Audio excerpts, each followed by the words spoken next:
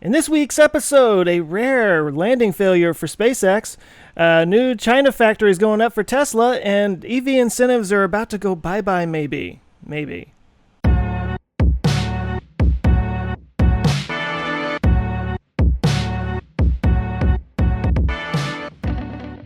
Hi, and welcome to Our Ludicrous Future. This is the podcast where we talk about all the cool technologies that are changing the world today to make our tomorrow totally ludicrous. This is episode 12, I believe. I'm Joe Scott from Answers with Joe. With me, Tim Dodd. Hi, it's me, Tim Dodd, from Everyday Astronaut, the online stuff. And we also have Ben. What's up, guys? It's Ben Sullins from Teslanomics. How are we doing today, fellas? I think for the first time ever, something major happened the day before we shot this instead of the day after. Really? And we actually have time to let news cycles happen, so we can actually sit back and reflect on it and talk about it without being maybe, Yeah, we're not just reading tweets. Well, we're gonna be doing some of that, I'm sure. I'm sure we're gonna be Tim's doing. Shh, come on, dude. That's all I got, man. Don't give away our. There goes our whole strategy. Great. There goes our entire show. Well, why don't we just go right into that? We clearly are we're chomping at the bit, so take it away, Tim. Well, it was a crazy busy week for SpaceX. A great week, to be honest. December is just Christmas already. Come early for us space nerds. There's so many launches. There's another launch tomorrow already. There's a Delta IV Heavy tomorrow night. Ben, you might be able to even see that. It's a Vandenberg launch. So that will be potentially look outside at 8 at night or something. I'll tell you when to poke your head out, and you might actually see a Delta IV Heavy. I'll be asleep. Sorry, I'll be sleeping. I know, Dad. But this is a busy week. We had a launch on Monday. SpaceX had a really exciting launch on Monday. They had a launch Wednesday. There's another launch Friday. Rocket Lab's launching next Wednesday already again. Oh, nice. Cool. This is Christmas come early. Tis the season. 'Tis the season for rocket launches. And just before we even get started with that, people ask, is there something special? Is there some alignment of the Earth that's advantageous to launch in December or something? Nope. Just colder weather? Does colder weather help? It has nothing to do with anything other than this just all lining up like this. I was actually wondering if all the satellite companies are trying to, blow their budget before the end of the year or something. That's what most companies do. Yeah, that's true. They're like, fiscal year's ending, crap. Yeah. No, this is just the manifest lined up this way, and everyone's launching at once. It's just how it works. Who knows? I mean, this could happen anytime. This could be March. This could be April. Sometimes you just get busy lumps of stuff, and here we are. So Monday, we had a pretty exciting launch on Monday. This was SpaceX launching the first time. So this is hard to say. I like making it more complicated than it is. For the first time, they relaunched a rocket for the second time, making it the third time it flew. So really, this was the third flight of this particular booster, which is awesome. This was for the SSOA mission out of Vandenberg Air Force Base. And this was putting 64 satellites into space at once on a single launch. 64 satellites. This was their 64th flight. Sorry, SpaceX doesn't actually have their video up of this yet, so we do have to watch the one with my face in it. So you're seeing double me if you're watching this on YouTube right now. I was so excited because they were trying to attempt to catch the fairing and Mr. Steven, and they teased us with a live feed of it. And I was really excited because I was confident this was going to be the one that they were going to land or catch one of these fairings. And again, those fairings are, they could fit a school bus inside them. They are massive. What were the satellites they were launching? Was this a Starlink thing or? There's a company, oh God, now I should have remembered already, but I think it's called Spaceflight, period. Creative naming, okay. And yeah, it's their job to basically get a whole bunch of small satellites to be able to launch together. So they kind of curate and say all these satellites are kind of doing the same thing-ish. We can lob them all on the same rocket. They must all be going into the sun synchronous orbit. Let's just ride share. It's like a ride sharing program.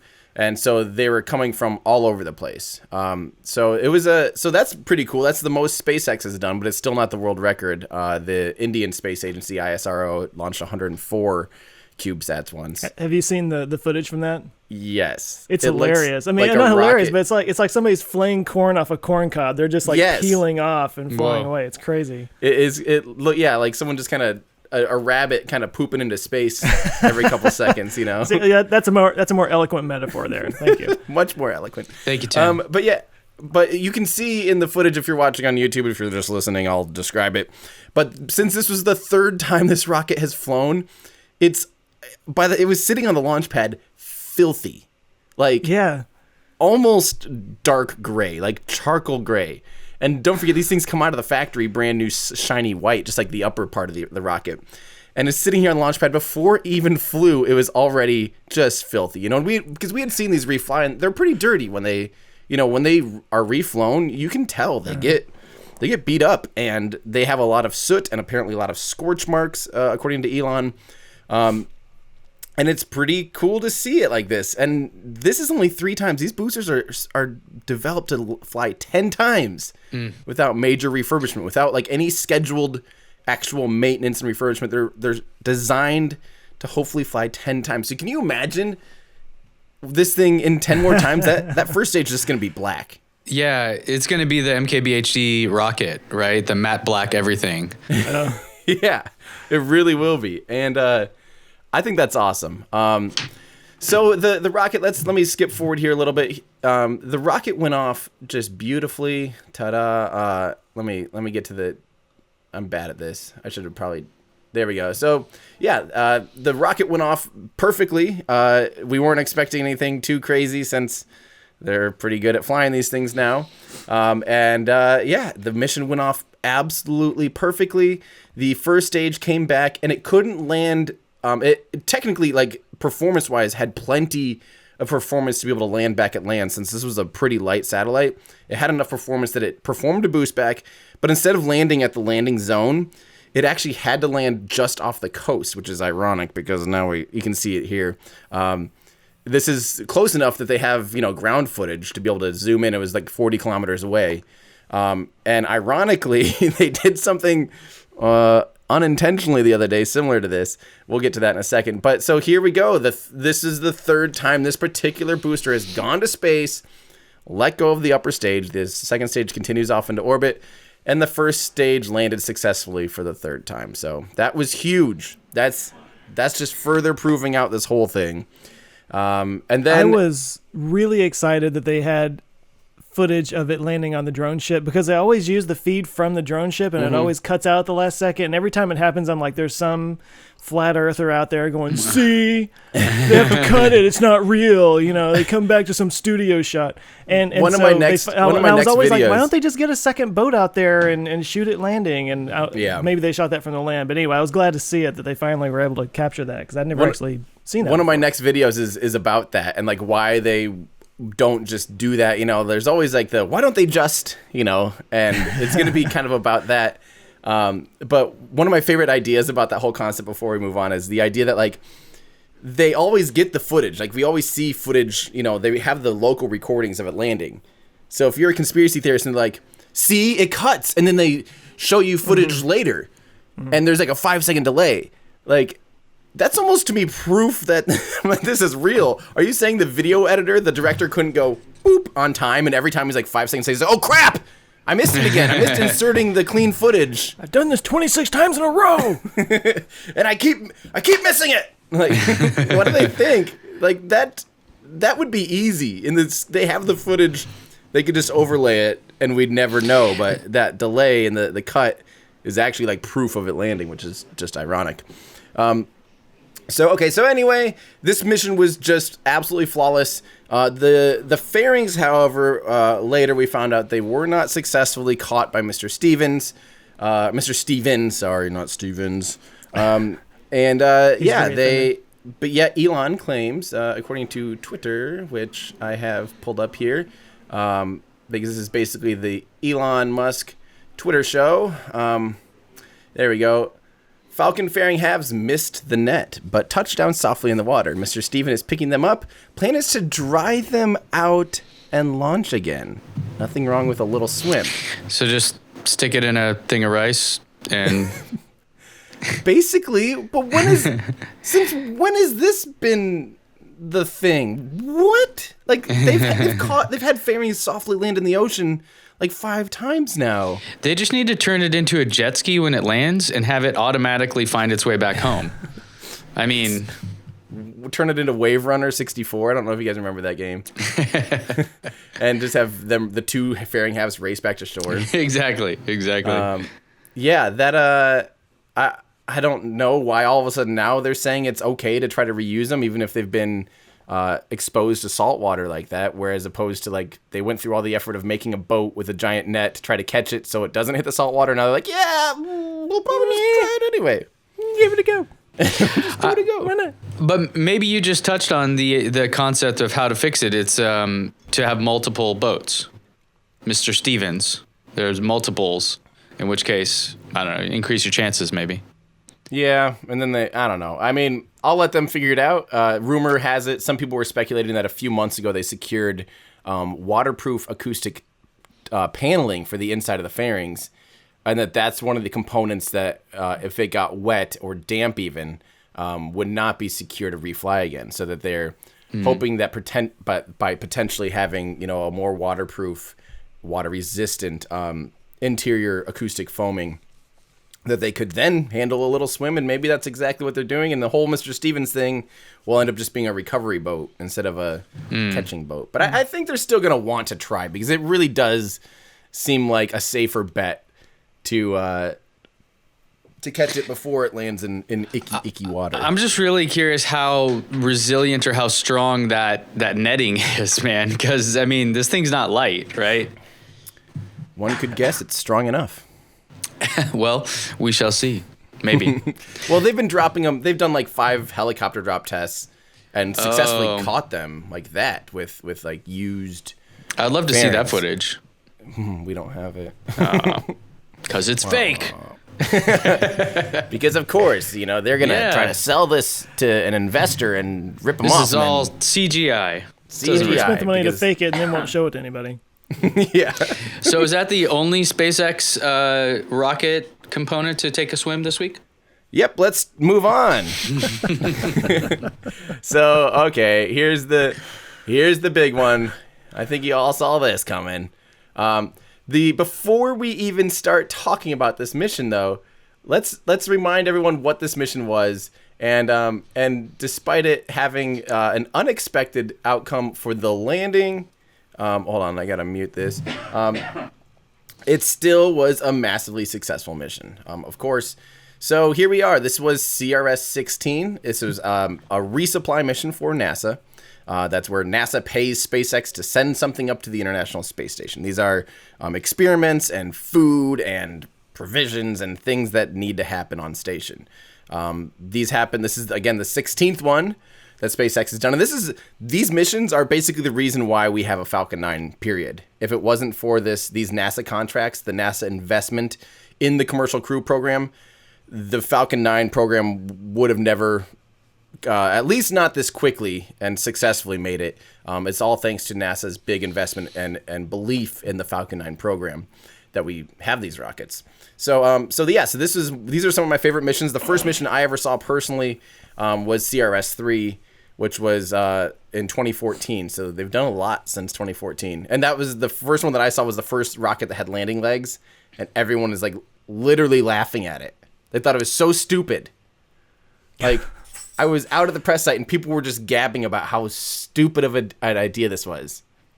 And how big of an idiot Mr. Musk is. This billionaire Musk thinks he's going to try to land a rocket. What a joker. Like, I just heard it all. And this is a new rocket. Clearly he can't. This is a brand new booster that flew today. So unlike the one Monday that had flown 3 times now, this was a brand new Block 5 booster, ironically. And it went off without a hitch. The flight was perfect. It got its payload, the CRS Dragon capsule, into its perfect, nominal insertion, meaning it's exactly where it needs to be in order to keep heading to the International Space Station. It'll arrive at ISS on Saturday. It'll berth with the International Space Station on Saturday, not dock technically. And so, yeah, so the mission was perfectly successful. And don't forget then, SpaceX is the only company currently able to deliver things to space and then recover a booster. That's their like pony right now. They're able to do this, and no one else can do this. And 3 years ago today, no one had done that, including SpaceX. So these landings were completely, they were completely experimental and unheard of. So what we're about to see here was on the way down. The booster performs what's called a boost back burn. So in other words, it burns retrograde, so into its direction of travel, until it starts actually going backwards, back towards land. And in this case, it was planning to land at LZ-1, the landing pad out there at Cape Canaveral. And it did that whole regime perfectly. It did its boost back burn successfully, pointed itself right back towards the target. At that point, it's basically following its ballistic trajectory. It's basically a missile, and they purposefully aim just off the coast intentionally in case there is any issues. If there's any issues with the booster, they want it to come up short, and then they want the booster to be able to dogleg at the last second in the very lower portion of the atmosphere, so that no matter what, so at this point, say the rocket would have a complete failure, it's not going to fall or be able to even steer itself far enough to get to someone's house or anything. You know what I mean? That there's only so far this thing could even manage to send itself in a direction once it's in the atmosphere. It can only, quote unquote, fly so far with these grid fins and things. So they intentionally come up a little bit short and make it so the grid fins and the landing burn has to dogleg itself over the landing pad. So what happens now is about a few seconds later, they perform what's called the re-entry burn, and they now changed it to the entry burn, which is funny because it is re-entering the atmosphere. And that slows the booster down about 50% of what it was traveling. And this allows it to be able to survive hitting the atmosphere, because otherwise the atmosphere would totally destroy this thing, basically. And at this point, those grid fins, in space do nothing because they have no aerodynamic, they have no atmosphere to do anything with. They're pointless. But now that we're getting into the thicker and thicker parts of the atmosphere, they start to have more and more control authority. And really quickly, all of a sudden, you can see my face in this replay. I was like, what is going on? And what? We've never, I'm like, that's not good. That is not good. And what are people seeing or what are we looking at if you're just listening? You're seeing me open mouth, gaping, slack-jawed. What just happened? What just happened? And me still absolutely like listening into what they're saying in the background, going, "This is not normal. This is not what's ever happened from these things." Even some of their very first recovery attempts didn't have grid fins, and I think it was like their first or second attempt ever at landing. It started to spin out of control. They didn't ever release this footage. But it started to spin out of control, and it ended up not being able to recover from that. And this was looking an awful lot like that. And we're all just sitting there going, what on earth happened? What could have happened? And we got the answers, actually, almost right away, believe it or not. Elon took to Twitter. So unfortunately, they did cut the footage. And I'm sitting here listening. So again, if you're watching on YouTube, you can see up in the corner probably me listening very closely to what they're saying still in the background, because you can hear, since they're at mission control when they're doing these broadcasts, you hear the call out still very faintly in the background of entry burn started, LZ-1 secure, all these things that are normally called out. And you can hear the crowd reacting, going, ah, ah, ah. So they still had a feed. And so that's the only thing we were. It sounded at first like they actually landed it. It did. Just the sound of the crowd. And let's see what it looks like, because it kind of looked like it too. Mm-hmm. So what they would have seen, my friend Das Valdez, who runs K Space Academy or Kerbal Space Academy, depending on which channel you're on, he was live streaming this on Twitch. He has this awesome mobile setup with a really good little point and shoot zoom lens that has 1,000 times zoom or something insane. And he's getting so good at tracking these rockets falling. So live, when that feed cut, he was, when the SpaceX feed cut, he still was streaming it coming down to land. Let me see if I can actually pull that up here. I'll stop sharing my screen for a second. You guys ask questions, and I'm going to try to find this thing here quick, because this is a good place to kind of pick up at. Did you say that the first attempts didn't have grid fins? That's correct. The grid fins first appeared, I think, on CRS4. So they were trying to land it without basically any way to control it.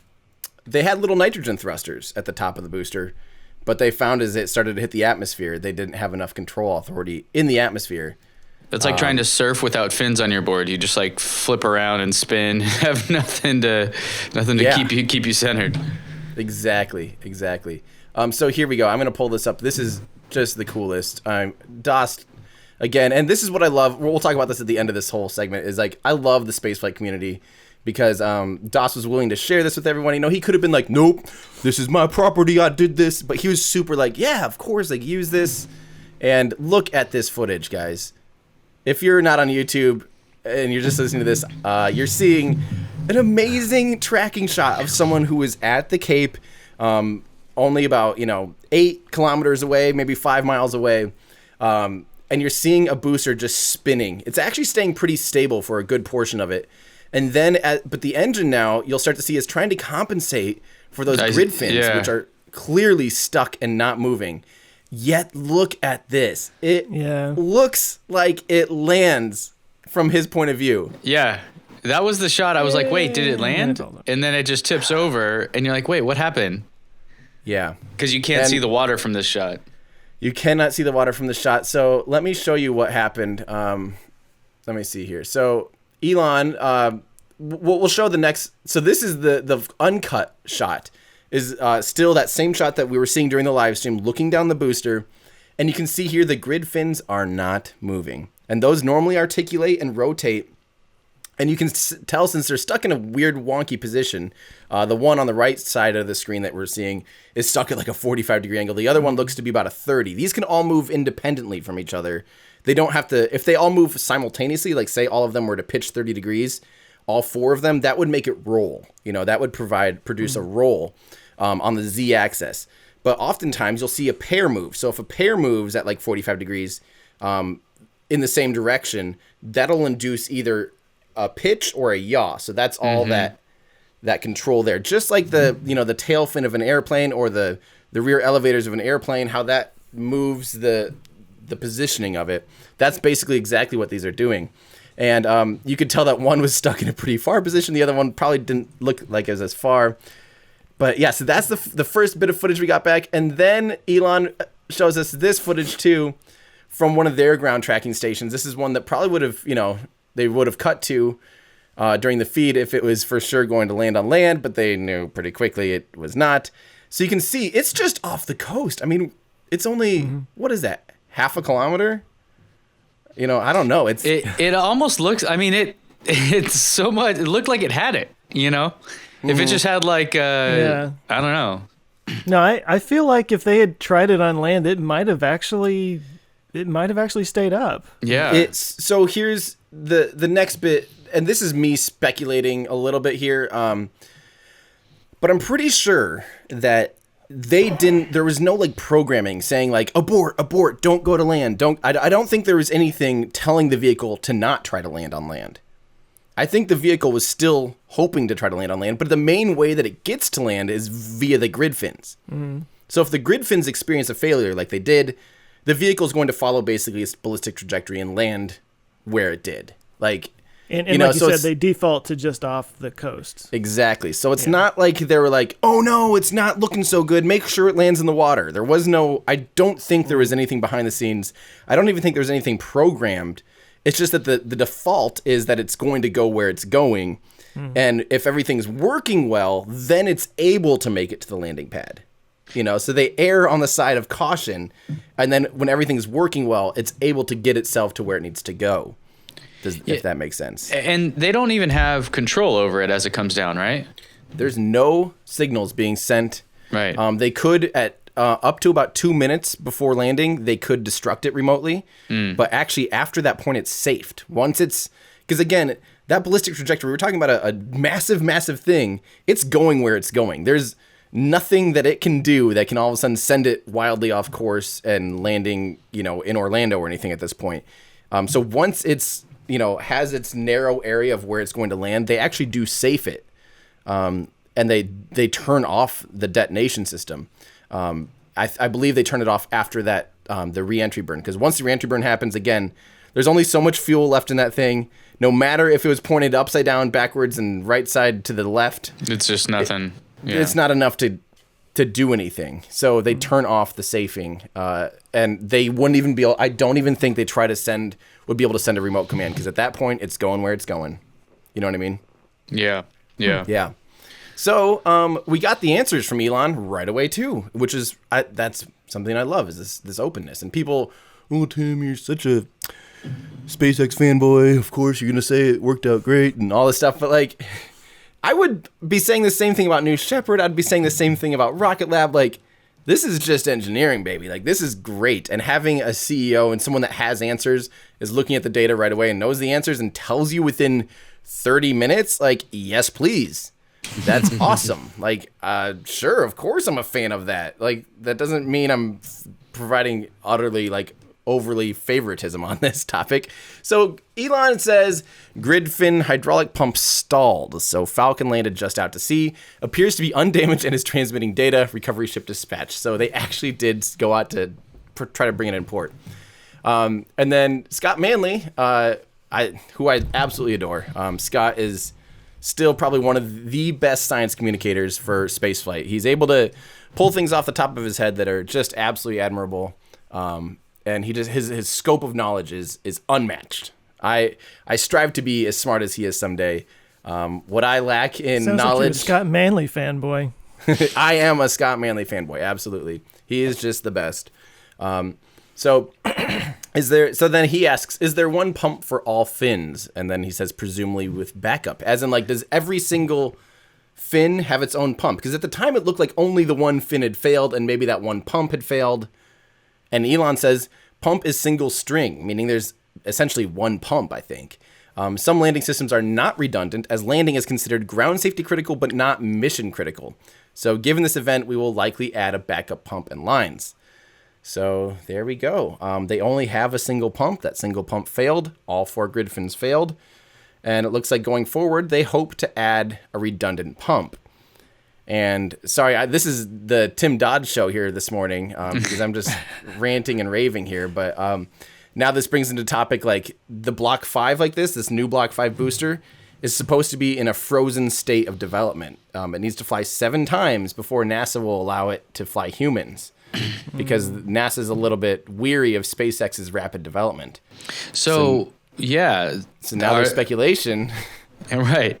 Like, are they able to add a secondary hydraulic pump? Is that too much of a change that makes NASA nervous? Well, or who cares? From, like, I don't know. I guess if I'm thinking about it, like a lot of people, you included, and Scott and all these other guys, it was a successful mission, right?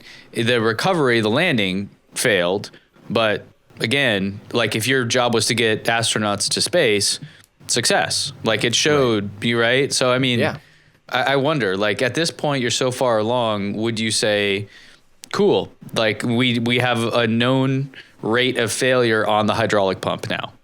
So in a future iteration, we'll do that, but we're okay with losing 1 out of 50. That's true. I mean, or if they even lost it, right? They said they could recover it, so we'll see. Yeah, but I guess from a business standpoint, I would question redesigning it at this point.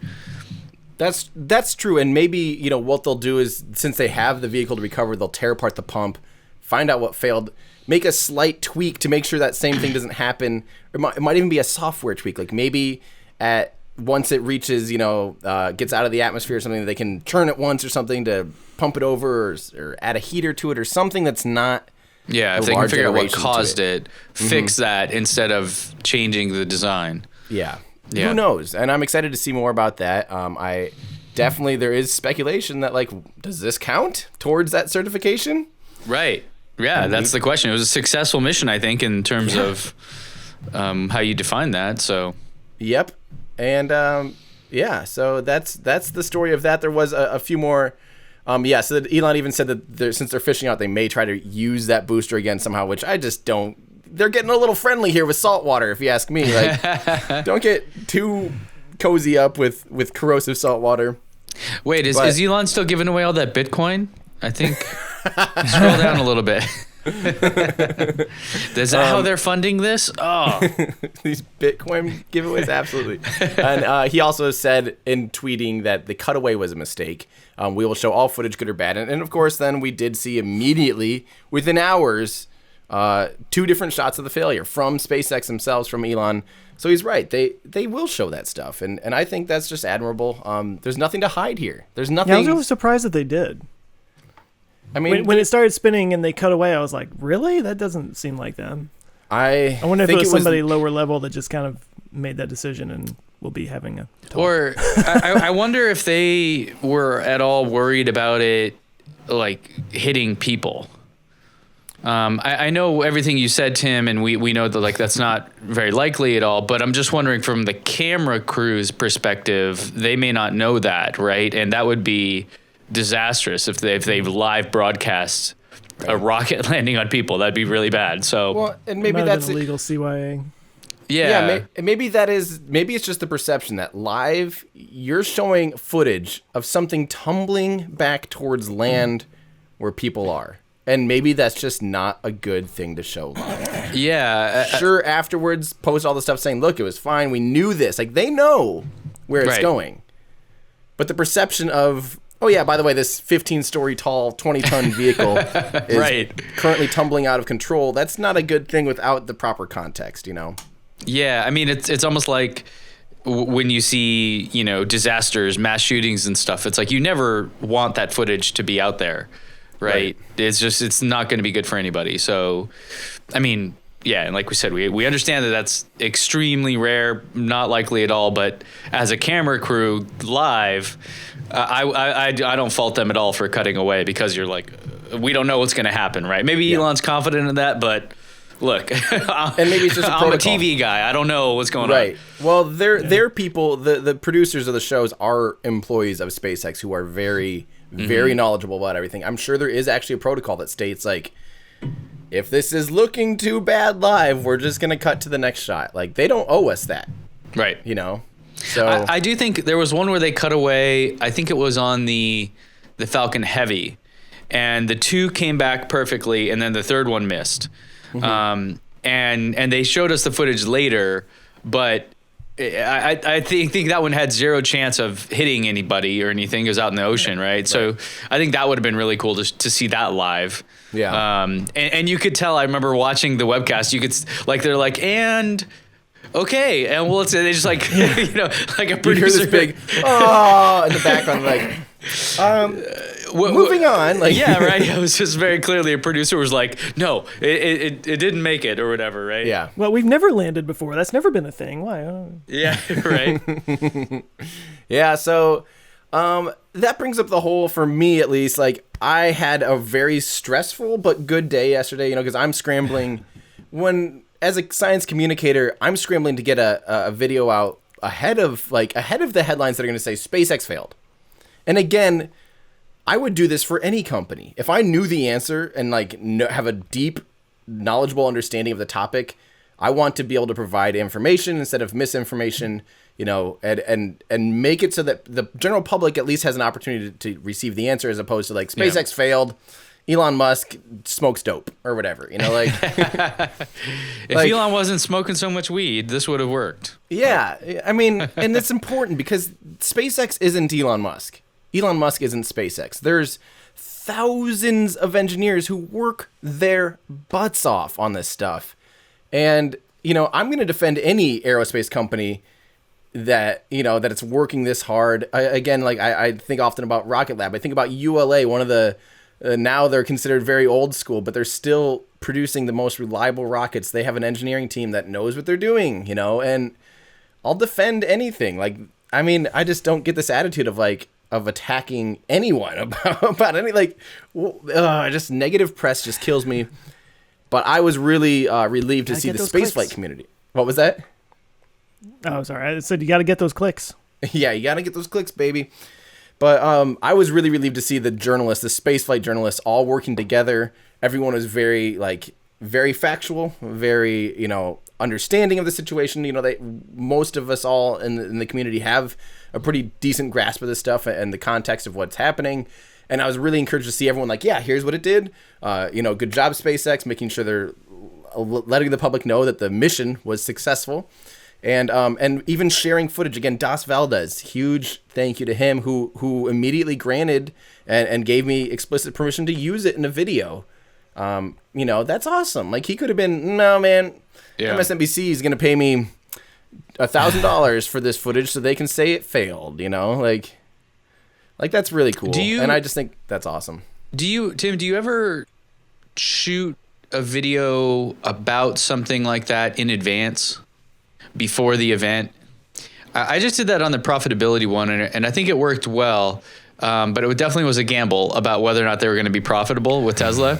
But if you guys recall, it was like an hour after the earnings call, I had like a full 10-minute produced video going back into the company history, blah, so I think it's kind of a neat technique. I think Jake, actually, yes, from Vsauce was the one that I first saw do it, where he was like, Apple just announced their new phone, and it like cut away to like the Apple launch, and they're like, but let's take a look at how we got here, and it's like this 15-minute long video about the history of cell phones that clearly was shot well before, except for like the first 10 seconds. No, you're right. I have actually done exactly that twice now. One still isn't out yet because it's about trying to catch the fairing. Yeah. I've shot a whole thing for it. Like, as soon as they catch it, you're going to be like, bam, like, here's everything you need to know about that. Yep. And then the other one was static fire, when SpaceX, everyone was waiting for like ever to see the test firing, the static fire of Falcon Heavy. It was like the biggest buildup of space nerd history. And within 4 hours of it coming out, I had already had, a whole rundown on what static fire is, why they do it, where it happens, all the stuff, as a 12-minute long video or whatever. So yeah, I do kind of do some of that, I guess, now that I think about it. So these are the kind of things that throw that all off, though, right? Because you're like, oh, I had this video about how they, haven't missed a landing in 3 years. Oops. Well, in this case, like, it just threw off the rest. Like, I'm working on this Blue Origin video that I've been working on for a long time, and also all those canceled videos. I finally got the first one out last week, but I have a ton of others to do. So just kind of threw everything off by a full day, because all of a sudden I was just in full blown like, this is extra relevant. Let's make sure we're producing factual information. Yeah. Well, I want to give you some credit. I was watching your live stream, and you handled it masterfully. In fact, I wanted to ask you. So you had Das Valdez. That's his name. Mm-hmm. Yep. Did you have him up on your screen watching his Twitch feed while you were live streaming? No, my Discord channel. Because you were, for those who don't, I was watching it. And the thing happens, and then you're like, okay, give me a second. And like 10 seconds later, you're like, okay, I'm going to start over a thing. And then you start it over, and you shared that video. And I was like, how did he do that? Like, did you just have it up and you knew about it? Like, my community, professional curiosity. My Discord community already had, they're kind of paying attention. A lot of people have like multiple feeds up, and they were able to share that with me as it's happening. You know what I mean? Like, I've got the coolest community. They're super active. They stay on top of this stuff as well as I do, and it just makes for a better product in the long run, because I have people that are so invested in helping it continue to be a better product. And that's the type of thing that like is only possible when you crowdsource and have other people helping out like that. So cheers. Well, it worked. It was great. That was amazing. I was like, wait a minute, how did he get this? And, I also would like to take some credit for texting you WTF, WTF, WTF like 1,000 times. I should have been like, hold on, guys. I have a real quick text message I need to answer, specifically for my one friend, Ben. Hold on, guys. Hold on, all 15,000 of you watching. Oh, so that's what my day was. And I just want to vent here between a bunch of friends and fellow communicators. And some of you that probably, Ben, I know your video this week was kind of about how like that stressfulness and like the chasing of the news cycle and stuff. That is unbelievably exhausting.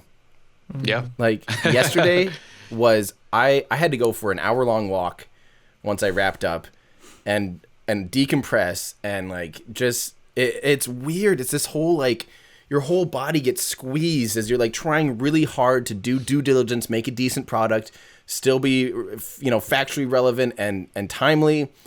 And then like you just, it's this weird thing, and it's a crazy ball of stress, and like, I can't explain it really. And until you've been in a situation like that, where you're like, I am compelled to do something, do it well, do it right, and do it as fast as I can. Like it sucks. It's hard, right? It's like you want to do it, but at the same time, it puts so much pressure on you that you get to the point where you're like. So for me, that's why I opted out of doing the news show.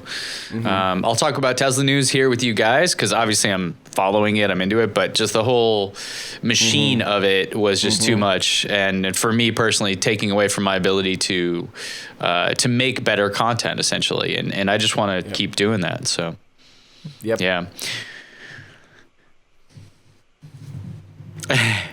Yeah, like I still plan on, and if people don't know listening, I canceled my news show, which was a Monday thing and all that. So in order to allow me more time to do the deeper dives. But when there is stuff that is super relevant that I'm excited to talk about, I will absolutely do so. But I just don't want to have to do it, right? I don't want it to be, because then it becomes a rote task. It's a chore. It's not something I'm passionate about or interested in. So, so I think you're right. I mean, so for you, this must be a pretty busy week, right? And season, I guess, just with everyone, with all the launches coming up. So. Something you said, though, Tim, that I wanted to touch on was about NASA funding the SpaceX missions. And that funding, I don't know if you knew, or Joe, if you knew this either, but the NASA funding that came into SpaceX, I think in was it 2012 or 2014? That was like $4.5 billion. Was actually what saved Tesla from going out of business as well. Because Elon was completely broke, and that money came in, and that's what they used to actually kind of keep things going. And so it's amazing that they pushed this hard. And Elon, just on a podcast the other day, I think it was Axios, talked about how Tesla was within weeks of dying. Yeah, I saw that. Yeah, and so they pushed so hard, which leads us into the next story, which was about their new China factory coming out. Shanghai, is that the? Yep, that's correct. Yeah. So I'll share my screen here. Maybe, if I can find it. Bink, bink, that one. You seeing it? Yeah. So Tesla, so this is coming from CNBC. Oh, let me resume my share. And CNBC is saying that Tesla's China factory is set to begin production late next year, the Shanghai government says. And this is interesting because this is ahead of schedule. It is partly because China knows how to manufacture things very well and has a lot of people and can get things done very quickly when they want to. And so they created a WeChat account. Tesla created a WeChat account, and then the government posted about it, which is kind of like, I think it's a social network where it's like a WhatsApp over there, where you can kind of publicly see what people are talking about. And so they're accelerating it. So the second half of next year, they're hoping to have some production at the Shanghai facility. That is incredible. And that it also means that they're going to start that ramp. Their goal of getting to 1 million EVs may come much sooner than we anticipated. They have a 865,000 square meter plot. So it's a very big plot of land. And it's kind of just in time, honestly, because right now the tariff situation with EVs in China is not great. Although with the recent G20 meeting of Trump and everyone else, they did reportedly agree to reduce the tariffs on EVs coming into China. So that was something that. Oh, okay, I didn't hear about that. Yeah. So rewind a little bit. Tesla had dropped the price in China because their sales dropped off tremendously in October, and then the tariff situation. So they dropped the price, and then the G20 meeting happened. Xi Jinping, probably not saying that right, and Trump met. They agreed, talked about apparently a lot of stuff, and then they got they agreed. Trump tweeted that they agreed to reduce the tariffs on automobiles coming into China. So that hopefully will give Tesla and others a boost.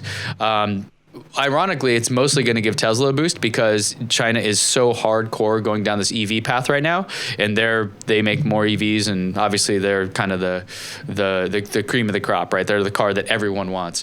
But remember, in China, they only have the Model S and X right now, so the cost is insanely high already. But of course, there are a gazillion people in China that can afford it. So.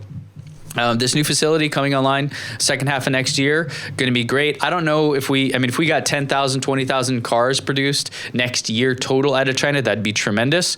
But then the following year, in 2020, I would guess that they're going to ramp up to where they can probably be on a pace to get about 200,000 cars out of that plant alone.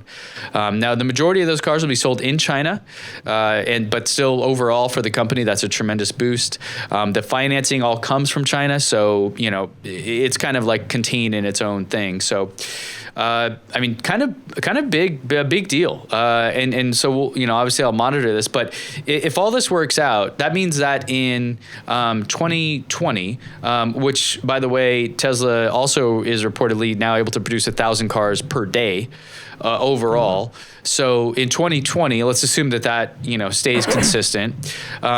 They should be able to produce 350,000 ish out of the Fremont and Gigafactory here, and then 200,000 plus out of the Chinese factory. So you're over 500,000 cars, over 500,000 cars produced in a single year in 2020. This doesn't take into account all the other rumors about the Model Y being produced at Gigafactory 1, which apparently was a leaked document that may allude to that happening as well, which is kind of what everyone expects at this point, honestly. There's so much room there, and the powertrains and battery packs are already being made there. It just makes a whole lot of sense. The only reason I thought they might not do that is because of people finding 10,000 workers to come work there when there aren't that many people that live nearby, kind of a thing. So all things said, Tesla making a huge push here. And Tim, I think you dropped out there for a second, but a lot of this was predicated on that NASA funding that came in to SpaceX. I think it was 2012 or 2014 or something, right when they all were about to die. Basically, they were within single-digit days of both companies completely dying. And that money came in as what sparked this whole thing and got us to this point. I think that was like 2008 or 9. It was right after the crash of the economy.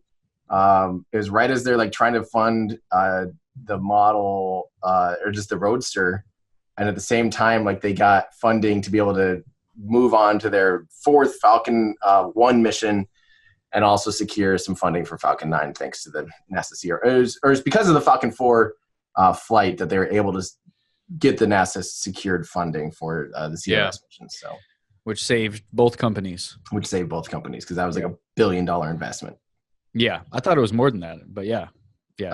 Altogether, it ended up being like 1.3 billion, I think, or something. But the initial funding was only a couple $100 million only.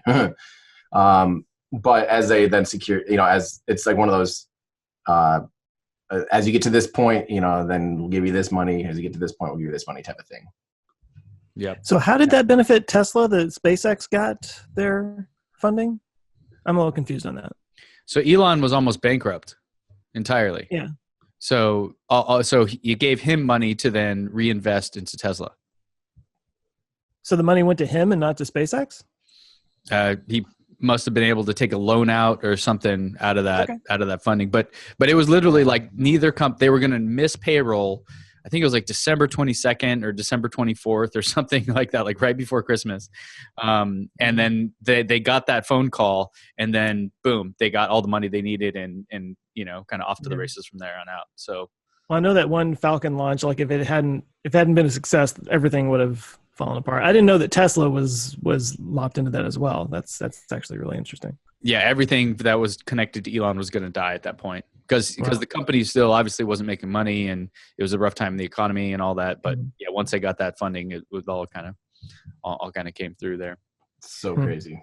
One of those things that I think like Ashley Vance's book has such a good perspective on all that. But I just think that's one of those things that we'll look back on, you know, in the grand scheme of human history. And it might be one of those pinnacle moments. I know that's very Elon fanboy of me, but it is important. Like, it's massive. Well, of all the trajectories our future could go in, that is one of them. And if it was, then yeah, that would be one of those moments everybody looks back on and says everything changed at that from that one decision, from that one thing. Exactly. So, quick question about the gigafactories. Do you know if the one that's going up in China is supposed to be like the one in Nevada? Like in terms of size and the way they lay it out and everything? No, it will be different. So 64,000 square meters. So what is that, like 3 million square feet or something like that, or 2.5?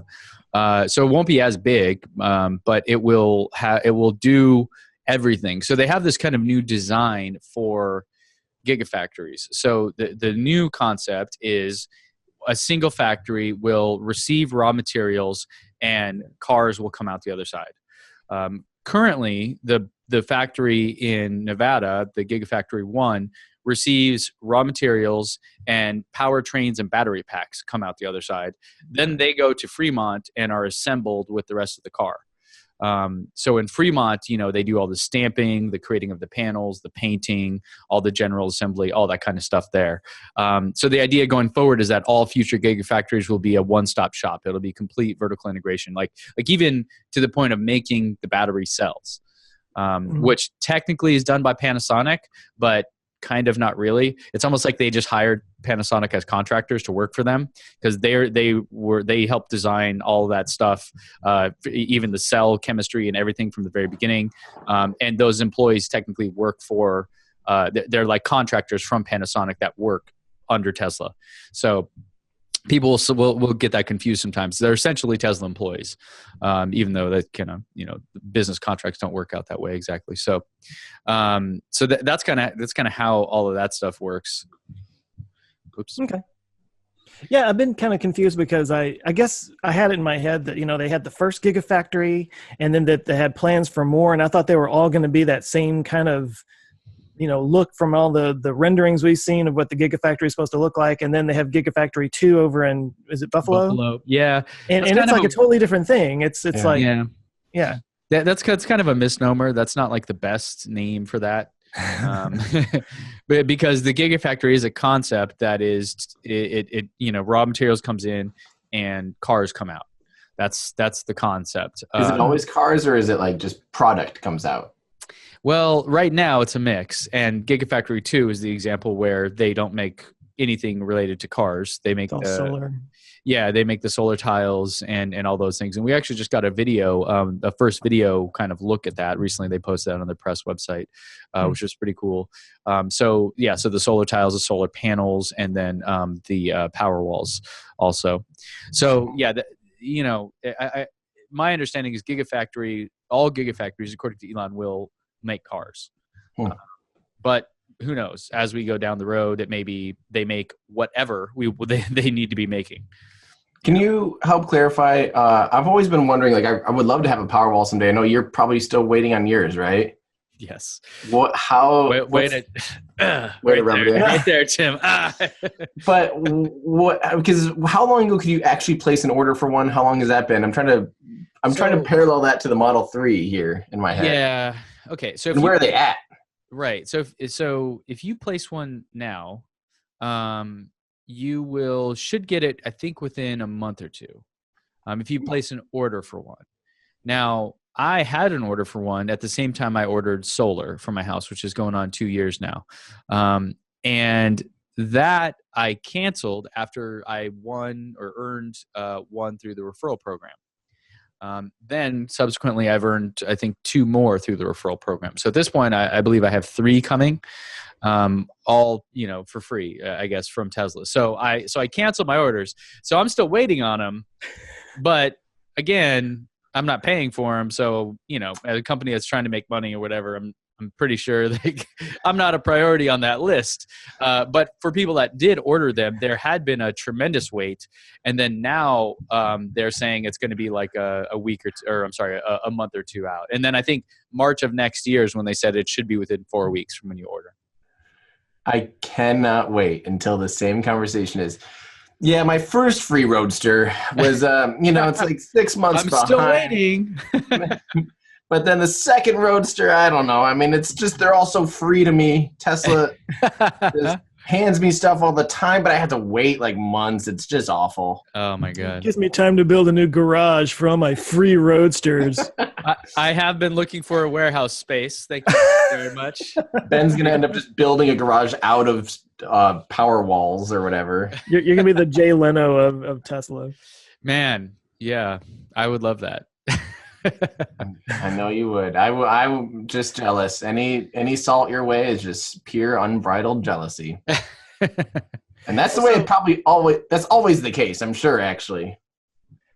Speaking of the referral program, I want to tell a quick story that I promise it will tie into the referral program. Okay, so I like your stories. I tell stories. That's what I do. So I work down the street at a coffee shop very much, often, all the time. Yeah. And there's this one particular barista there who he noticed me one day pulling in my Model 3. And so, of course, he's like, hey, is that your car out there? I love it when people say, is that your car? And I'm like, no, I just took it from someone. Stole it. Yeah. But, we get started talking. And it turns out he had ordered a Bolt. And I'm like, oh, cool. So we're talking EVs and that whole thing, it's how people do. And then, anyway, so that was, I don't know, a couple months ago. And so every time I come in, we have a little chat about EV, blah, blah, blah. Anyway, I guess it was a few days ago, I went in there and he was, there and he's making my coffee. He was like, oh, by the way, he had told me that he was waiting on the Bolt, like he had ordered it, but he was still waiting for it, which I thought was interesting because I thought like that was one of the selling points of the Bolt was you don't have to wait for it, like with a Model 3. So I was like he kept telling me, I'm like, wow, that's interesting, But anyway, long story short, I came in the other day and he informed me that he gave up waiting for the Bolt and went ahead and ordered a Model 3. Huh. So that's backwards. It's taking longer for him to get the Bolt than it will be for him to get the Model 3. Why would that be? I'm very confused by that. He was saying that he thought it might be, and I don't know if he has special like knowledge of this or anything, but that whole 200,000 thing, like maybe Chevy's kind of doing what Tesla did in July, kind of waiting a little bit to kind of stack or whatever. That was his assumption. But again, I don't know that he knows any. He may have just Chevy's been anywhere near 200,000 for EVs. So the Bolt is, I think, their third EV. So if they all count, then maybe they're there because they had the Spark, which was 100% EV. Then they had the Volt with a V, which was a plug-in hybrid EV. Does that count towards the EV credit? I believe it does. The way the EV credit works is it's based on how big the battery of the car is. So you might not be able to get the full credit, but all Teslas do because obviously the batteries are massive. But I think on the plug-in hybrids, like a Prius with the battery or something, I think you can still qualify for some. Okay. But potentially count against your 200,000? Yeah, I think it would. That's interesting. I didn't know that.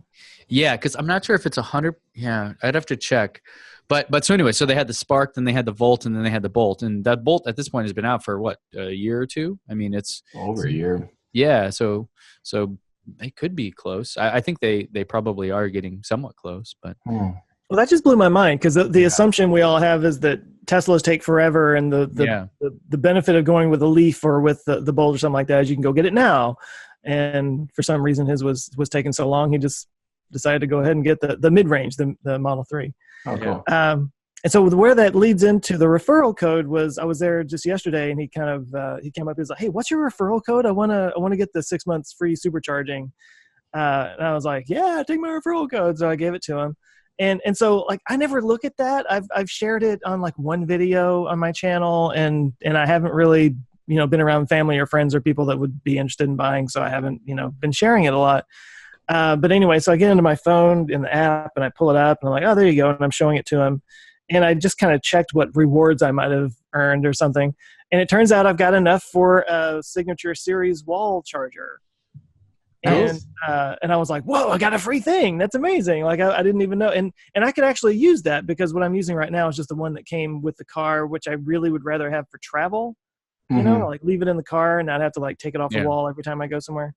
So hopefully I can get this before Christmas. But I guess I reached out to you guys on Messenger because I was like, should I just wait on that and let these credits pile up and maybe get something bigger? Or they're cumulative. I'm very confused by the referral program. Yeah, they're additive, I guess. So you don't like lose them, right? So when you get one, you get the choice between what is it, a Model S for kids and like the little radio flyer Tesla, and then a wall connector is the other option, right? Yeah, it was those two. Yeah, so that one you have to choose. You can only use your first referral for that, and then at 2, I forget what you get at 2, but then eventually you get like a Powerwall or something like that. Like these are all like you get all of these things. So as you get 5, you get all of the prizes from 1 to 5, right? Oh, that's cool. Yeah. I didn't know that. That's why I was curious. For some reason, under my awards, I don't know why, it shows that I have 2 wall connectors, like a wall connector, blah, blah, blah, or a little baby car. And then it says it again. Right. And so I think the first 2, I haven't looked at the referral program in a while, you know, I haven't needed to, but because it's just so overwhelming. All this free stuff. I almost spit my coffee just now. But I believe the first 2 are either of those, and so you can get 2 of the same thing if you want. I'm definitely getting 2 little baby cars. I'm gonna race them all around town. So my neighbor, with a fez. So my neighbor got 2 wall connectors, for example. And so twice the charge, double the speed. Yeah. Because his plan is to have two Teslas. And so, yeah. Mine, it doesn't show that, but it shows all this other stuff on here. I'm going to order that. Other stuff in here. It shows the 6 cars in mode and the 30 Powerwalls. I did get to see a SpaceX rocket launch. I would have a really hard time. I know you will, and I'll see you there. I would have a hard time though with 2 chargers. Like that's great if you have 2 cars, that makes sense. It would just be really hard for your power to not trip your breaker every 10 seconds. That's a lot of use. Yep. You have to have and it also honestly doesn't make a whole lot of sense. I've been living with 2 Teslas for a year now, and if you had a used one that had really bad battery degradation and only got 150 miles of range or something, yeah, fine. Then maybe 2 chargers make sense. But in general, it's not necessary because the cars have so much range that unless you're driving 100 miles each way, every day, then you're not going to, you're not going to burn through it. Yeah. Like we'll charge our Model 3 once a week, Right. So yeah, I was going to say our Model 3, we charge it about once a week. So we keep it between about 100 and 200 miles of range and we're fine. Yeah. And, honestly, though, there was something Kim from Like Tesla just posted a video about this. I don't know if you guys saw. Yeah. There is some maths and sciences about how to charge and stuff. So I was watching on closed caption, so I don't think I have the right info to share. But Elon and a few other folks chimed in to their question about what is the proper amount to charge and all that. And there was something about every couple months you need to charge to 100% and then drive it back down to 90 so that the computer knows the full capability of the battery. Otherwise, it won't show you the right amount of range. So we could probably link to that video because it's obviously more detailed and better explained than I'm doing a job of right now. But there's definitely something to that. But 2 chargers is unnecessary, really, in most cases. That guy's dumb. No, just kidding. No, I really am debating what we're going to do because we already have the wall charger. And I might just have to get 2 of those cars and crash them around each other. Oh, the little cars? Yeah. Can I fit in a Power Wheels? That's the question. Jenny can. I don't know about you. What are you saying? How dare you compare my stature to your petite wife? We're about the same size, me and you, right? Yeah. What are you, 5'11" or so? Yep. Yeah, we're right there. Can you fit in it? No, not a chance. Not a chance? I mean, is it a flexibility issue? Because I'm quite flexible. Well, come back out and you can try, There you we can have go. your feet over your head and do the pedals with your hands. Done. But I am Do it making every day. That's how I sleep. I am to keep the conversation going here. I am making a video on the referral program because I have data on it, and it's kind of nuts. There are a lot of people getting free roadsters. I'll just sum it up as that. Yeah, I was wondering about that. At some point, like all their roadsters are going to be giveaways or something.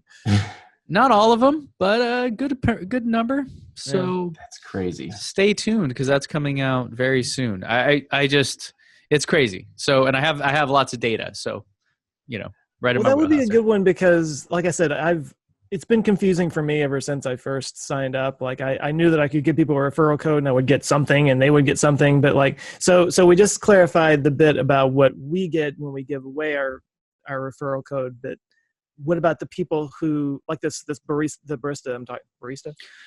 Nathan is his name. What about, so like he's getting free supercharging right now, but that ends at some point. Like, doesn't that constantly evolve? But I mean, like he gets it for 6 months, but I mean, like, does that reward go away? Like next week, is it going to be some other reward? Or is it always 6 months of free supercharging? Yeah. It changes. Yeah. Yeah, I feel like it changes. It does. I think it's just based on whatever, like whenever they click the button, I'm assuming whatever deal they were offered when they click that thing is what they're going to get. Yes. Yeah. It's whatever you redeemed it for at the time of purchase. And it's nuts. It used to be insane. I mean, I remember, I think it was October of last year when it kind of ended and it was $1,000 off plus free unlimited supercharging for life. Like insane. That's I mean, crazy. And I think people even at the time, and then they got rid of the $1,000. So then it was just free and limited supercharging. Then it went to like $100 or something like that. Or then they did a first 5 people get $100 off and free supercharging. Then it was $100 worth of supercharging, which was like, whoa, dude, that's like, yeah. I mean, that's fine. Cool. But it's like not much of an incentive. And then they went back to 6 months of supercharging. So it constantly changes every quarter. Not every quarter, but it kind of was on a cycle of every quarter. The really interesting thing is that the referral program hasn't reset ever. It's been like over a year since it's reset. It used to reset every quarter. So like this is how I think I've ended up getting numerous of the same thing is because it would be like, oh, okay, so last quarter's prizes, like here's all the stuff you won. Now we're going into the new quarter. We have the same prizes, but your referrals reset back to 0. So if I get 3 more, I get another Powerwall or something like that. So it used to be every quarter it would kind of reset. And then they had annual prizes as well.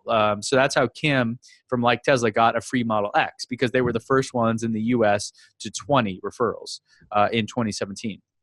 This was before the Roadster prize came out. And so one thing I'm really curious about is how long this Roadster giveaway thing is going to go because there are a lot that are being given away for free. And now what is that? You have to have 5 referrals to start to get a discount. And then after those 5, do those first 5 count towards the Roadster? Or is it starting from scratch there? Starting from scratch. That's your ante. That's how you get into the game. And then it's about $5,000 per referral. Yeah, you get 2% off a $250,000 Roadster. So $5,000 worth. And one of the craziest stories is this other YouTuber, Andy Sly, who I don't know if you guys know him. He makes really good videos, some good tech videos. He's been making a lot of Model 3 videos lately. In 1 month, he's got like 210 referrals. 1 month. He went from 0, because he didn't have a Tesla until just a few months ago. He went from 0 to 210, which is the most out of anybody in the entire referral program. And the crazy thing is that 100% of those people are Model 3 referrals. And so that I think is where it gets a little interesting because it used to be the discount made a lot of sense because you had a Model S or Model X. Let's say average price point there is $90-something thousand, close to $100,000. You're giving away $5,000 worth of a car. Cool, but your margin on $100,000 ought to be able to cover that. Now, when the average price point of those referrals is maybe I don't know, 50 something thousand, 52, 53,000, somewhere in there, your margin on that is not healthy enough. Even at 20%, is they said greater than 20% in the last update letter. That is not really healthy enough to be giving away $5,000 of a prize to somebody. And not to poke at someone like you or someone like this other guy, I definitely think like 90% of those referrals are probably people that were already going to buy a Model 3. Sure. And then they just pick their like favorite person to, like give them credit to. And I think the idea is like, for instance, the other day I went to a shop where I buy prints from and, like photography prints that when I make replications. And the owner of the shop, like I know him pretty well. And he's like, hey, is that your Tesla? So I gave him like the whole, I gave him a 15-minute ride and showed him around. Like, I think that's someone that, owns luxury vehicles. He owns nice Volvos, like really high-end Volvos, and he's interested in a Tesla. And I'm not saying like I deserve to have a referral, but I think that's more like what the referral's meant for, and where it benefits Teslas. Someone that likes Volvos and like has never been in a Tesla and is like, oh, I could kind of see this, and you might change their mind by giving them the ride or whatever. I think the Model 3 thing is a different one. You're right, because people, I'm guessing a lot of the people that someone like Andy or some of the newer folks that are just coming into the referral program now are referring were already had reservations, right? They already were there. So I think you're right. I still think there's value in credit in that, providing information that helps people understand it better and all that. But you're right. The original intent was, hey, this is my buddy. I gave him a test drive. Boom, he bought one because of that. My first 115 or so referrals were S and X only. So those are ones that even if they were already going down that path. It's one of those things where you gave someone enough information or whatever or motivation to cross that finish line on something that costs like $100,000. So in that case, I mean, it's like whatever. Even if they were already going down that path, I think there's still value there. When it's like we had already placed a deposit and it's like already intended on ordering it. Yeah, you're right. It's probably like less of a push that those folks needed. But I think there's value in any regard. It's like if you ever in the tech world, you have salespeople that. Any sale for like a salesforce.com or somebody like that is attributed to a salesperson, regardless if they like called up and said, hey, I want to buy it, that person still gets credit for it. So I don't think there's anything wrong with that at all. But I guess just from a company standpoint, the thing I'm wondering about, the data I'm digging into is like, how sustainable is this? Because it's smart at this point. That's a big benefit. I mean, if it were just S and X only still, again, I think that's a sustainable model. For the Model 3 to count, that's questionable. And now with another news item we didn't touch on, but everyone in Europe they're opening up Model 3 reservations so people in Europe can actually place an order. So if you're in Europe and you didn't know that, go check your website if you didn't get an email. But now, so folks in Europe are also going to be getting referrals for the Model 3. So again, pretty like the amount of people getting free roadsters from Model 3 referrals is just going to skyrocket here very soon. So, well, something I would suggest that needs kind of be added to that equation is the fact that they don't spend any money on advertising. Right. So the money that they're losing, or the margin that they're losing out of doing these referrals, to me, that's just taking the place of running millions of dollars worth of ad campaigns. That's an interesting point. I wonder if I could, because clearly someone like Chevy spends way more money in a day than Tesla will be giving away for referrals. And even giving away like some of the things they're giving away, say supercharging, things like that, that is almost nothing. Like as far as their cost compared to, or even giving away a Roadster, yes, it's a $250,000 value, but they're maybe spending $160 on it or whatever, Right. But that's a hard one, because then you have the whole concept of opportunity cost, right? And the theory that like they could have received money for that. Yeah. Like somebody would have paid for that. That's true. Yeah. So, but you're right. Like there's, it's not 1-to-1, but I think it's fair to assume it's 1-to-1 just for breaking down the cost of it. Yeah. Yeah. The advertising thing is a good point. I didn't consider that, so maybe I'll throw that in there. You're welcome. Well, and I would also make the argument not to crap on the 6 months of free supercharging perk, but I've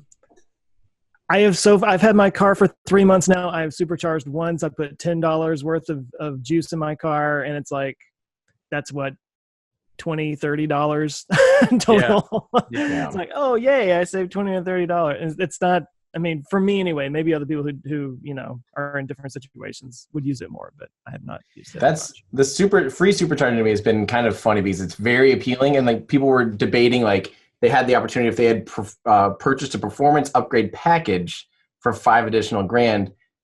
They had the opportunity. Elon's like, well, we gave you free supercharging, so if you want $5 grand back, we'll have to take away your free supercharging. Quite frankly, think about how much you'd have to use a supercharger. It'd be like 150,000 miles of supercharging to make $5 grand back on it or something. When I did some math on it, I valued it, I think, at about $2,500 over 5 years. Yeah. Was the value of free supercharging. Yeah, it's not a ton, because I've ran all those numbers too for myself, like compared to my car that gets 35 miles to the gallon, and assuming like every mile was supercharging and all the savings, et cetera, et cetera. It wasn't even like, it was like $3 grand over a 5-year period or something. And that was like every mile and driving 100,000 miles or something, Yeah. I did some stuff based on, so with Tesla, we have data on how often people supercharge. And it clearly varies from place to place. Like, for example, like a large percentage of people that have Teslas that live in Manhattan use superchargers. Like a very large, because very few of them have a garage where they can have a charger. So those things, certain areas, it makes more sense. And then other people's use cases, if they go on long road trips very often, it makes a lot of sense. Or like a real estate agent that's driving around all day, every day. Yeah, it makes a lot of sense for them. But in general, like on average, it's something where over 90% of the time you're not charging at a supercharger, even if you're not charging at home. If you're charging at a level 2 charger, a public charger, it's not a supercharger, right? So you're right. Like the value dollars wise isn't, like I would have said, give me the $5 grand back, 100%. I'm quite surprised they didn't make their destination chargers smart too. Like connect to the internet and have it so like, say you're going to a hotel where they have the level 2, destination Tesla chargers, that it connects to a system. You book a reservation with the hotel. You tell them what, your VIN number or something, or you send them a little poop in an app that says like, yes, I'm going to this. They approve it. And then it allows you to charge through their system. Kind of like you were talking about the other day with the destination charger that you found on top of a mountain, you had to pay $25 for basically. Hotel credit. Like, I'm surprised those aren't connected smart, or, if they are available, you could pull up to it and it'll say like, hey, this is available for 4 hours, but after that point it's reserved. And then they'll charge you, $1 a minute or whatever. I'm not. Yeah. Well, it would.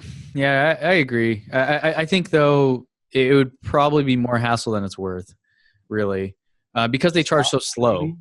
Yeah. But it's still a commodity. Like, we're gonna laugh at the day when you could go up to publicly a destination charger just plug in without having to turn anything on or except like that will not be around in 5 years. I think it'll be maybe not Tesla ones, but it'll be more ubiquitous, just other networks out there. Like everywhere you go will have chargers. Yes, but they will not be free. The idea of just going up to one and it being on, like you just take it off the thing and plug it into your car with no anything. I don't know. Look at tap something or at Volta Energy. Just got a huge round of funding from Google Ventures, and they're providing level 2 chargers for free. Showing ads on a big screen. Yeah, we talked about that. Yeah, it's going to be interesting watching all this shake out. Like I think this is the new Wild West, the charging infrastructure thing. Yeah. Hey, can I point out as we now are kind of wrapping up that topic, I've noticed the past like 2 or 3 shows, I'll like try to like get us out without Joe talking, and I think that should become some kind of running gig of like, well, it looks like we're done with today's show, and Joe will be like, guys, wait. And it's clearly intentional just because I just can't stand Joe. So let's wrap up today's show, guys. I don't think anybody blames you. Let's get out of here. That's gonna do it for me. I'm Tim. We'll see you guys.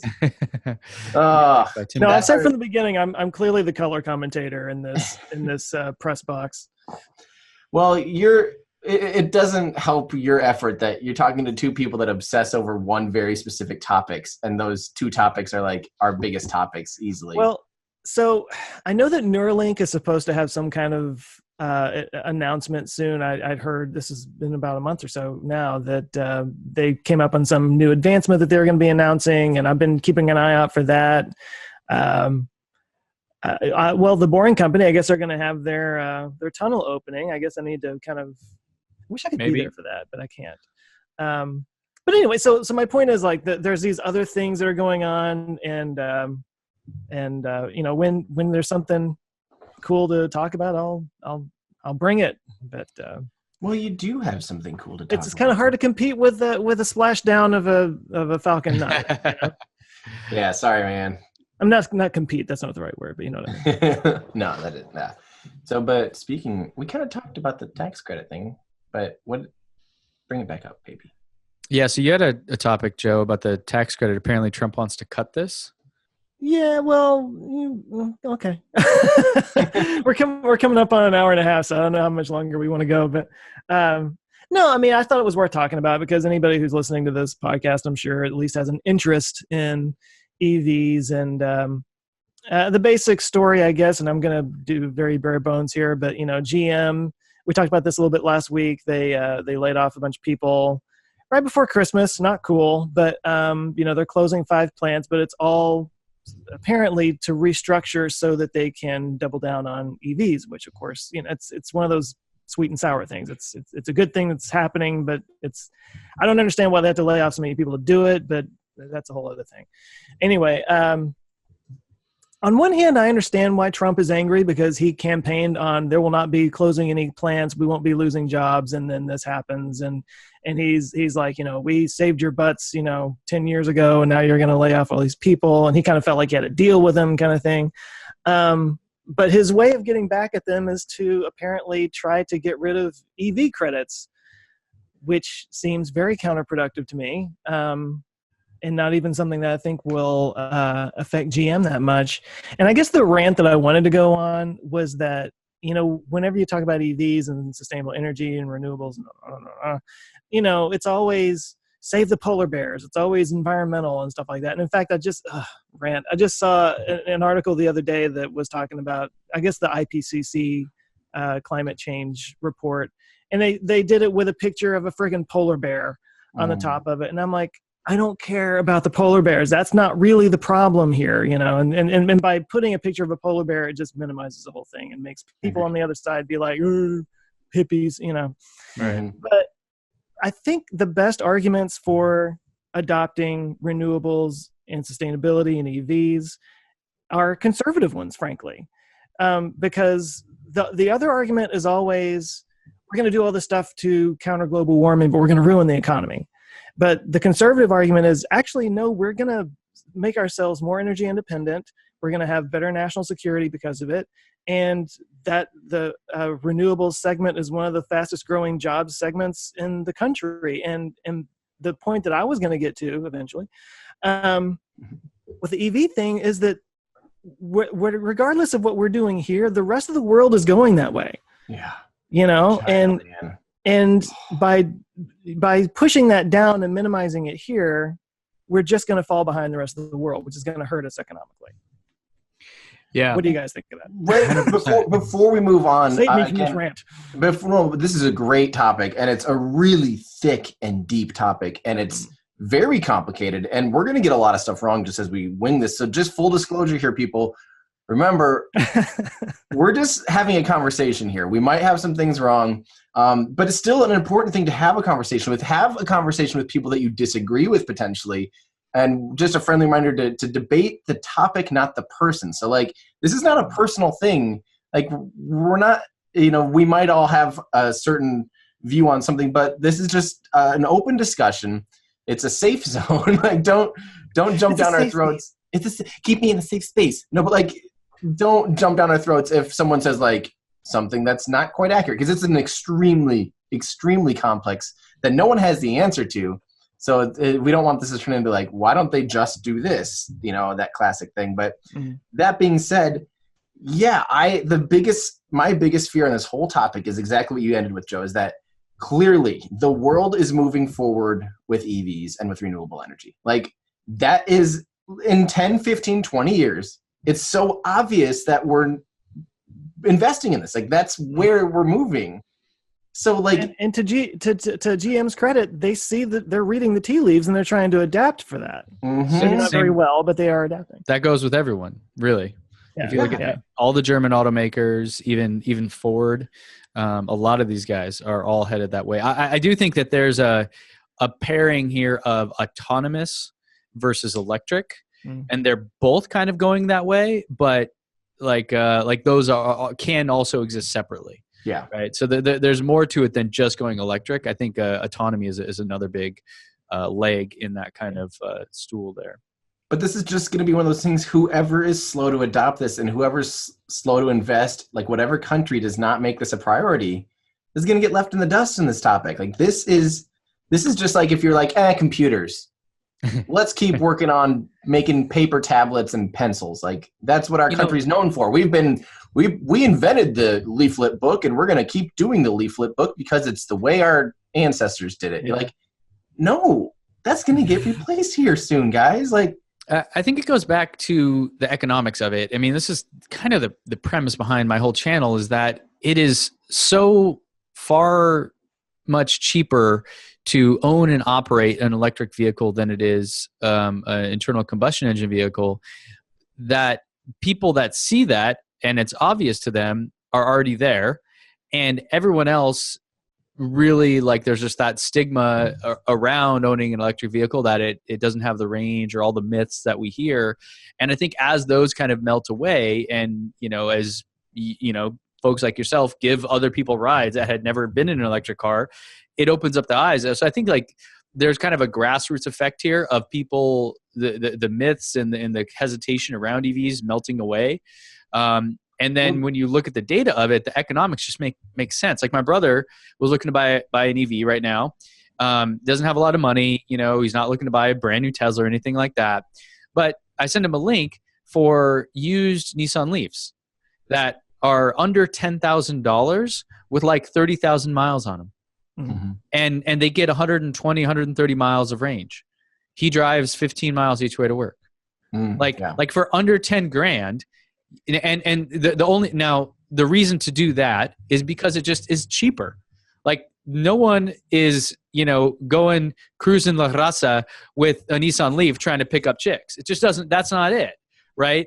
But when you're like, 10 grand, and then it's also 50% cheaper on fuel costs, and the thing is never going to break down because it has like 3 parts in it, you just go, like this. So I think the whole concept around electric vehicles and, more broadly, green tech just economically needs to make sense first.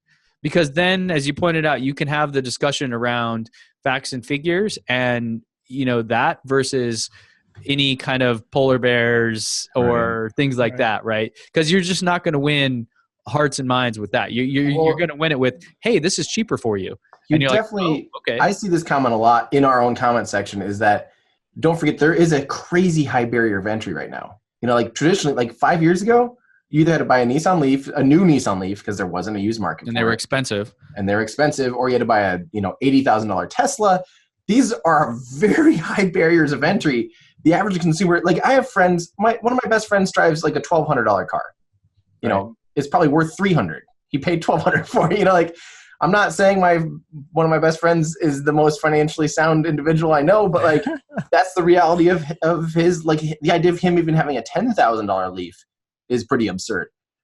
But as the used market comes down, as this stuff changes, and as people are buying new cars and things like that, oh, there we go, the Nissan Leaf market. 2013 Nissan Leaf, 42,000 miles, $8,000. Under $8,000. I mean, dude, it's sold. I can't think of a cheaper way to drive. Right, that's what I'm saying. Like, and the maintenance is zero, and all those other things are almost none. So, I mean, even a brand new Nissan Leaf 2018 here is $25,000, and that's before any tax credits or anything else. So even brand new, the prices are pretty dang good, you know? Yeah. Yeah. So it's happening, I think. Now the tax credit going away will hurt this momentarily. It's almost like when the government put a tariff on, was it solar panels coming into the U.S. from China? And that was because they were unfair, like flooding the market with cheap panels and moving out U.S. makers of solar panels. And my friends over at Wonder Capital did some analysis on it. The price of solar panels is dropping so tremendously quick that it basically just set it back 6 months. That's it. So huge tariff, whatever. You know, the price of solar going up. It's the same as it was 6 months ago. So 6 months later, it will have gone down so much that the tariffs will even out, and it will be the same as exactly. Yeah. Okay. Yeah. So I think the EV tax credit going away probably was a bigger deal a few years ago. Like in Georgia, for example, where Kim from like Tesla lives, they had a Nissan Leaf, and you were practically getting paid to drive it. Seriously, I think the monthly lease on it with the state tax credits, because the dealer would absorb the state tax credit for you and then just reduce your cost. I think they said they were paying like $30 something or $40 a month for the lease on the car. Wow. I mean, it's nuts, right? And then they got rid of that, and boom, like sales and leases of them just plummeted, right? It's like, yeah, you went from $30 a month for a car. I mean, that's almost free. Like you could go drive Uber for like half a day and have a terrible day and still be able to pay for your car for the whole month, right? It's like it was that low barrier to entry. But now, as we just looked, they're the used ones, which are still good quality and functional in all the same ways, are dropping so incredibly much that I think the EV tax credit going away won't be as big of a deal. Yeah. Well, and I think it also needs to be said it's not something that can be done unilaterally from the White House. I think that the Congress has to approve that, and with the new Democratic majority coming in, it's probably dead on arrival. But anyway. Yeah. I think the other, just to kind of wrap this all up, I think whatever changed, just like you mentioned with the Georgia going from $30 a month to $300 a month, like I think gradual and slow change is an okay thing. Not too slow, like not ripping carpets out from underneath companies and the infrastructure that's at place, but like, okay, say you don't like the tax credit, don't just, don't totally kill it. It has a rollout period built into it now. Let that happen or whatever, but just ending things and doing really aggressive things is I think that's the biggest danger right now. Like whatever I think we can all agree that that compromise between whatever everyone thinks is an okay thing, like and not just going extreme to another extreme, because it doesn't give time for the market to adjust to that, Yeah. Well, and in terms of planning, companies like this, bit like a GM or somebody or a Ford, they plan, they make such huge investments in infrastructure that they need to bet on things that are reliable. And unfortunately, the current government has been more erratic than most. So it's one of those things where I think there's probably a lot of hesitation, and it's warranted from their standpoint of we don't know what's going to be what in 5 years. And so if we, cancel half of our lines and spend $10 billion doing this other thing, and the government pulls the rug out from under us, that could be a major problem. So I kind of understand the hesitation, right? I mean, it'd be one thing if you had kind of like a boring administration that didn't really do things as dramatically or as quickly as the current one. You're saying we need Shredder from the Ninja Turtles because he had that boring machine. Yeah, right. But it's just one of those things where you're just like, it would be better if it was more predictable. Like markets in general like predictability, and unfortunately we haven't got that. So doesn't help that we're a super divided country right now and that everything's a massive screaming match right now. So that's my point about the economics, man. When it just makes more sense financially for you, all the partisanship goes away because you don't care if Like the Model 3 is such the perfect example of this. Yes, it's relatively expensive, but if you compare it to cars in its price class, it is far and away the best vehicle. But like hands down, like objectively, it's faster, it's safer, has more storage, is cheaper to own and maintain. Everything about it is better, and those aren't speculative things, right? They're objective, quantifiable. Yeah. Yeah. So I think like as electric cars do that, and Tesla is really the one setting the bar there, then is when I think it'll be less of a shouting match, right? Like Rivian, I'm really excited about because of that, because they're coming out with like a legit F-150 competitor, or like more maybe of a Toyota Tacoma competitor. But in any event, they're coming out of the gate going, yeah, this will work for you. Not, hey, maybe, I don't know. You'll have like some compromises. Yeah, like if you really love, trees and polar bears, you'll buy it. But Right. like everyone else. So I think it's one of those things, they just have to be objectively better, and when they are, they'll win. Cool. The end. Ta-da! Full stop. Well, guys, what are you guys working on now? So Ben, you're not doing live shows anymore, and you've kind of talked a little bit about it. What's your next video then? Referral program. What's going on with that? And I still want to do the upcoming EVs in 2019, because there's actually some that are pretty cool coming out that I want to talk about, just to give people a sense of like what's coming out there. So those are probably it. Made it to and from Mexico, by the way, just fine. Thanks for asking. Oh, good. Yeah, Ben, you like Mexico. Was it there? I almost died in the ocean, but made it out okay. So. Oh, like me? Did you go through a tumble dryer? No, dude, you crushed it when we were surfing. People didn't know that we went surfing when Tim came out here. But the waves were like 7 feet plus and just a super strong current. But it was one of those things like, we're down there for my buddy's birthday. You got to go. So we went out, and we lasted about 20 minutes before we safely made it back to shore.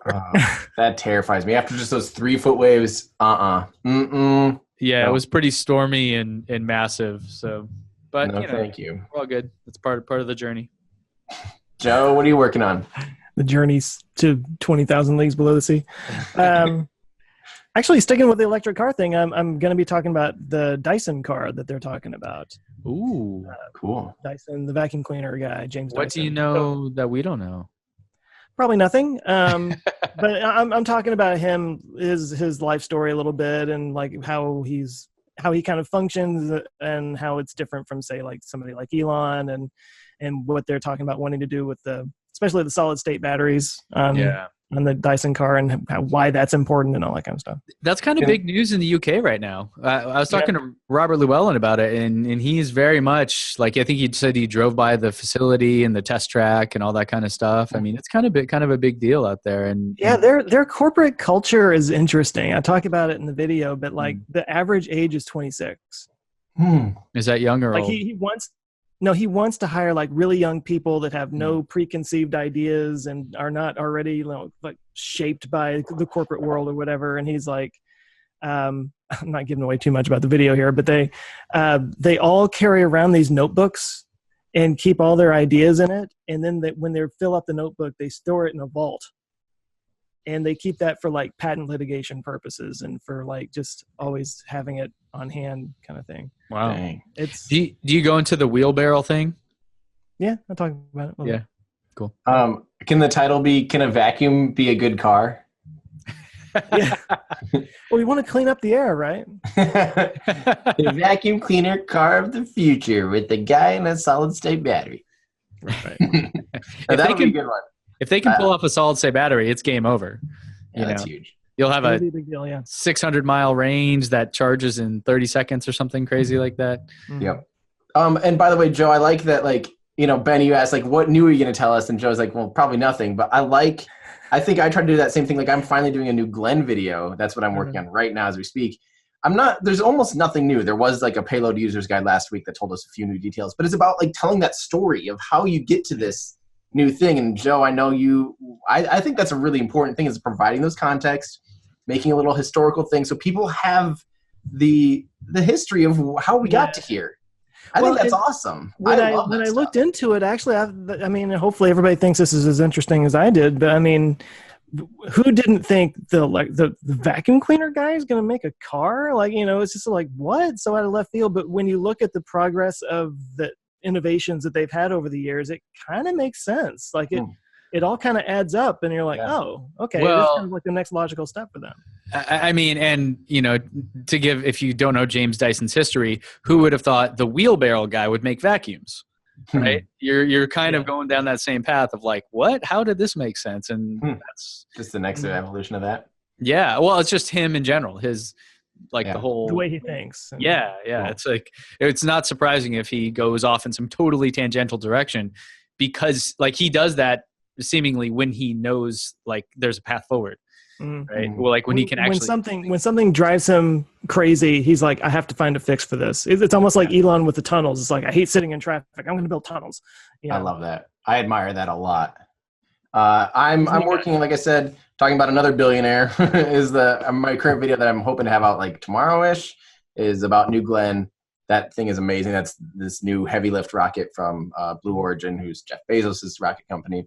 Awesome story. Like, I love, this is one of my favorite videos already. Again, like just a great, sorry to like toot my own horn, a favorite video of mine. Sorry, not like favorite video I've ever seen on the internet. It's ever been on YouTube. But I love doing these deep dives like this, where you apply the history and the context of how the company got to where they are. And so you can see this, just, it's awesome. It's really cool. And then at the same time, like I have that, I already shot part 2 of Canceled. So that'll be up hopefully ASAP. And then I'm going to do, like we were talking about the landing footage stuff and talking about all those like whys, what, where, how, whens, about like, are they faking landings basically? So it's going to be, December is my video month and I'm working way too much, but I love it. Get after it. And then I'm going to relax in January for a bit, but December is a lot of kids hang out and watch a lot of YouTube videos when they're on like, holiday break and stuff.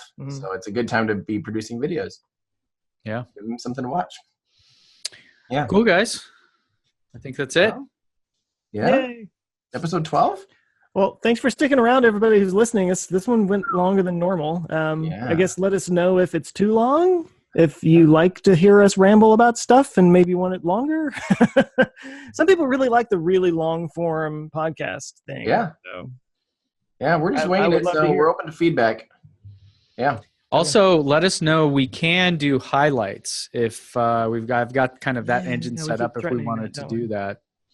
Like probably on a separate channel would make sense because people don't want to get them mixed up. But if people are interested in that, leave a comment. Let us know because we could do that. Yeah. Well, guys, thanks for joining us. Outro music by